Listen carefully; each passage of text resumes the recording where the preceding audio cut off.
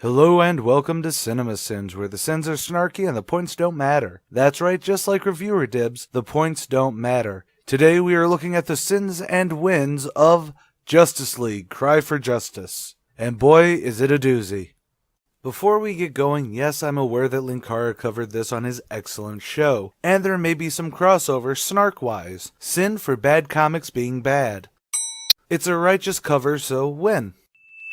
However, as the whole of the internet pointed out at the time this came out, if you squint, we're actually reading Gay for Justice. Sometimes even epic writers like James Robinson has an off day. I'm going to add 3 wins for the overall art by Mauro Cassioli. It's just really good most of the time. I don't think I can take this anymore. Going evil, dying, coming back, and then everything that's happened in the post-crisis world. No, it was Final Crisis that really pushed you over the edge. Huh, Hal? We start again, we begin again, and we do the right thing, and we stay united for the good and all we hold true. I mean, isn't that what we do? I get the sentiment, but we start again? Are you suggesting that we just brush off Bruce's supposed death and have someone else take over the cowl? Hey, shut up, Dick. No. Oh boy. Oh, that's a rational response to what Superman said. We should continue being a unified force for good. No. The actual hell, Hal. Begin again? Like before? Like every other time? Doesn't answer one thing. Our name. Justice? Justice? The Justice League? Justice for...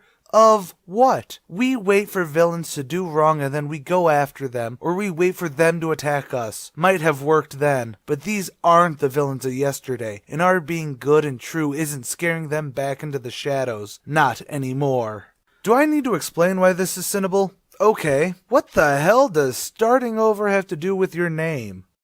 Justice League of America, or of Europe, or even when they dropped the of America, it was Justice League of basically Earth, cause that's what you do, moron. You wait for villains to do something because before that, they're not villains. When rogues get loose from their prisons, all of the people in that room do look for them, dipstick. Supervillains were never afraid of you guys. It's why they stayed villains instead of maybe putting their brains or powers to helping the community. Even the amount of petty thugs shown in the street-level heroic books hasn't gone down, jerkwad. Hal, this isn't like you. Actually, this is very much like Hal, but when he decided to be a one-man corps and got possessed by Parallax. I'm saying this will not stand. I'm saying they hurt us, we hurt them back. I just realized this book was Robinson basically writing a counter-argument to what's wrong with truth, justice, and the American way. It's the pro side of the argument to screw the rules, we have power. 3 sins right there. Oh boy. Ollie, will you stop saying that? Clearly, this means that the whole thing went off because Sam Beckett had no clue what he was supposed to do. Wow, there's a joke for the youngsters. Things change. We have to track down Libra and every member of his secret society of scum. We have to track them all down, all the villains, all the evil. Okay, has no one decided to try and at least containing him? This is a dude ready to start murdering people. And Hal's done it before, so you should be twice as worried. Hal, you're being... what, Cal? What am I being? You know, standing in your shadow, and Diana's, and Bruce's, as all the rest of us do, sometimes I forget who I am. This comic came out in 2009. Green Lantern had not been in the Trinity's shadow due to the fact they made him more intergalactic than specifically a hero set on Earth. I am the law of Space Sector 2814, and that includes Earth. Time I stepped up. Someone needs to stop groups like Libras from ever taking flight in the future. And there it is. Him thinking that being the guardian of the sector he'd been a part of since the whole Green Lantern Rebirth thing, and never once decided to go Sinestro. Yeah, this is basically Sinestro's origin story, just with the Justice League attached. You two? Me too what two? Against me. Nah, baby, I'm with you. You and me, old times, new times, all the time. Is Ollie drunk in this scene? What the hell is with that dialogue? I had to say it like that just to make it work. Remember back in the day when I lost my millions and became liberal? Knee-jerk liberal. Anyways, when I got the notion to find America, you came along and I don't recall you thinking twice on the matter. This is the same now. I'm here for you all the way. You're my good friend, Ollie. Chad, baby, I know it. And Dinah's gonna kill you. Oh, I know that too. You want to know why Hal joined Ollie on his Find America tour? It wasn't because they were friends, and Hal just didn't want Ollie to do it alone. Here is the reason why Hal wanted his street-level team-up with Ollie. 5 sins just for that. I've been reading about you. How you worked for the Blueskins, and how on a planet someplace you helped out the Orange Skins, and you done considerable for the Purple Skins. Only there's skins you never bothered with, the Black Skins. I want to know how come. Answer me that, Mr. Green Lantern. I can't. Sweet Christmas, I'm only on page 10. I'm adding a sin for being this bad when I still have 6.5 issues left.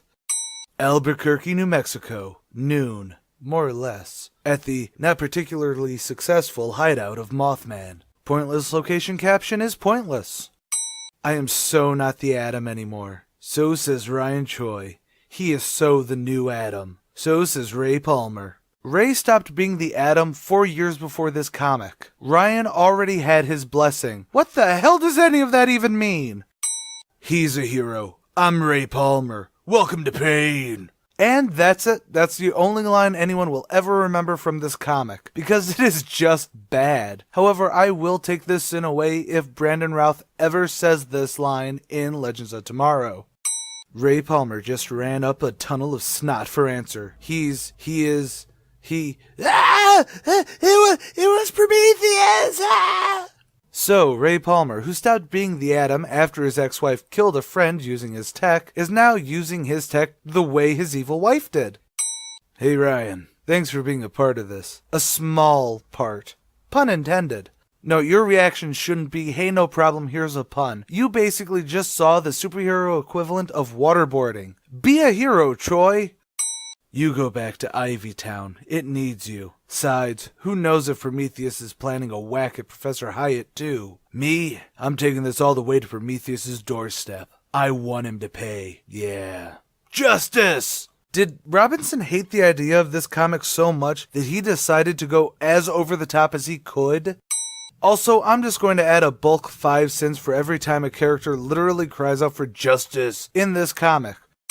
I actually really do dig the first-person point of view for this segment. Except here where it jumps to third person because I'm assuming Cassioli couldn't draw the hand perspective right.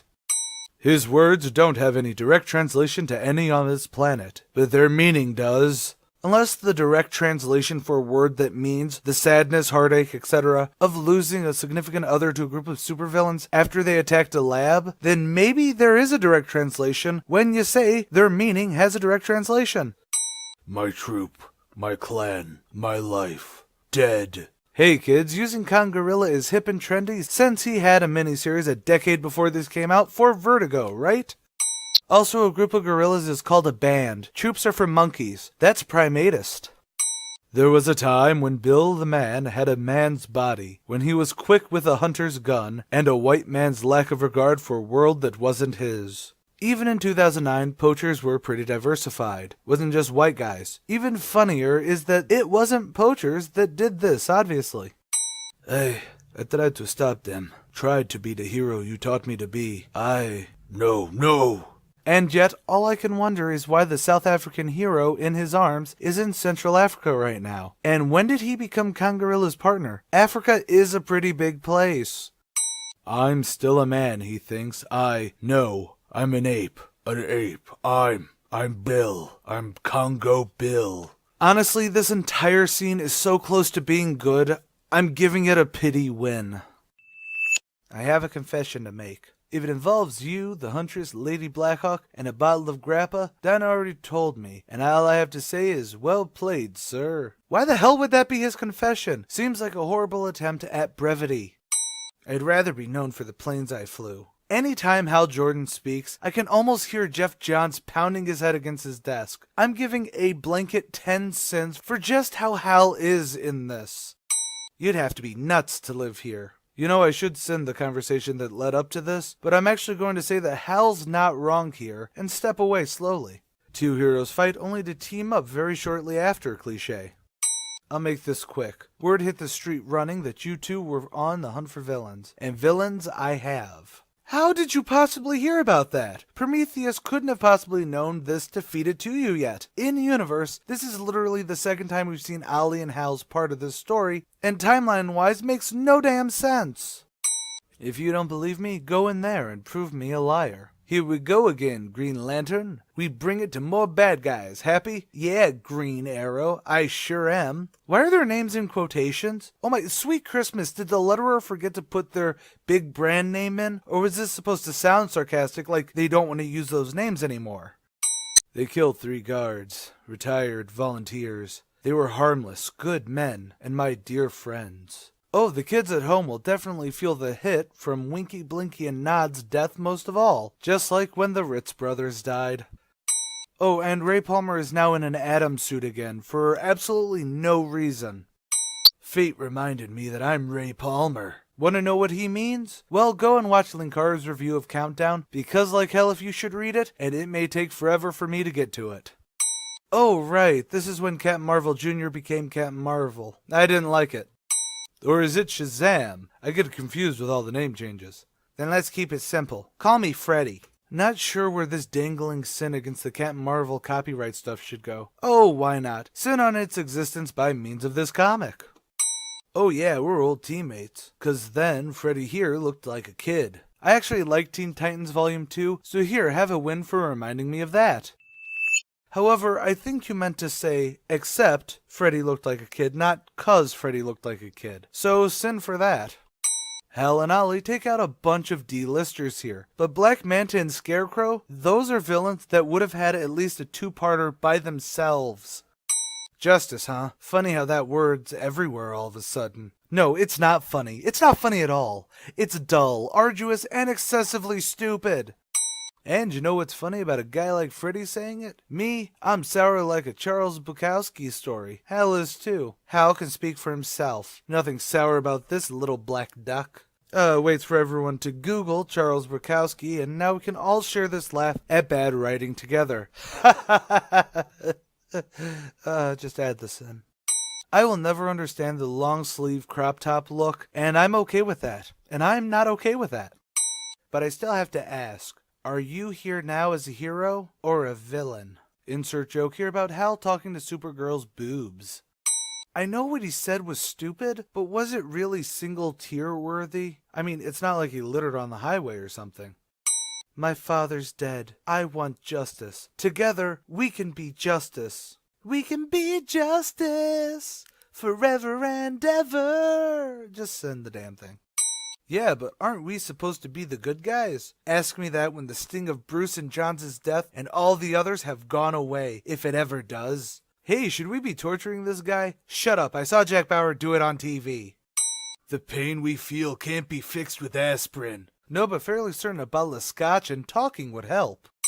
Like I said, Batman. You're all big green power. She's some alien super pinup, and this one skips through the atoms. Pretty boy, I don't know what his powers are, but even Arrow over there is good at aiming them. Batman, he's just a guy, right? No powers per se, but you all held him in such high regard, which is a polite way of saying he scared the snot out of at least some of you. Prometheus is the same. If you speak about yourself in the third person one more time, I swear. I've not seen so much bat filleting since Doug Mowing stopped getting work. A talking ape and a blue alien are battling robots mid-air in a World War II airplane. That's worth at least a win to me. Oh well, the European coast is only about 5 miles from here. I'll see you there. What are you going to do? The backstroke. Adding a win just for the pride in Congorilla's eyes. Look, his face. I'm sorry, everyone. So sorry. Prometheus said that he'd kill my son Cass. He made me take his shape. Oh, if only this comic aped the good writing from Batman Hush to make this reveal really neat. Also, was that Batman aggrandizing because it's Clayface, or did Prometheus make a script for him?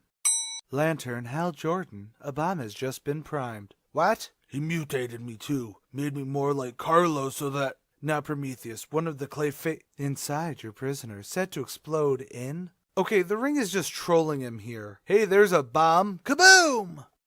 We interrupt this thrill ride to bring you Prometheus's backstory. My parents were murdered by a man with a badge and a gun. They were villains in the eyes of justice, but in mine, they were my whole world. And in their moment of death, I swore to spit in the face of society forever. Criminals being shot by the cops after they try murdering the cops? Yeah, I'm not going to touch that in this current society with a 12-foot pole. Just take this in. I fought the Justice League, and in doing so, took my first misstep. Justice League is looking a lot like Batman there. In my absence, a pretender took my mantle and turned it into a mockery. I've had my revenge on my imposter, of course. That was easy. Yeah, it may be the best part to hide that he was your protege, since he did really suck. I want revenge on superhero community as a whole. I want them to feel pain, true pain. Now I could go door to door, figuratively speaking, killing them one by one. Let's break down this whole backstory. My parents were hippie criminals who shot at cops and got killed by the cops. That's why I hate the superhero community. That is logic! And death can mean nothing. Superman, Green Lantern, Blue Devil, the Creeper. After a while, you begin to see that for some, the simple act of donning spandex makes death a revolving door. Well, he's not actually wrong, as sad as that is. Screw it, I'm just gonna give 3 overall sins for this scene because it's really, really bad and far too goddamn long. And God help America! Okay, I'm gonna skip the political joke here, just to go with how dare he smash a wine glass that I think had champagne in it earlier onto that nice rug. It really ties the room together.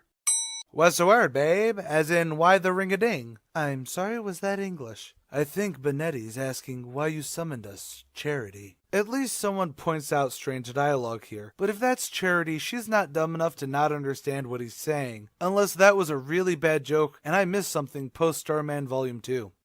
Danger, death, it's coming. To where, sister? Opal? Everywhere. It's always great when someone summons you just for some vague general doom.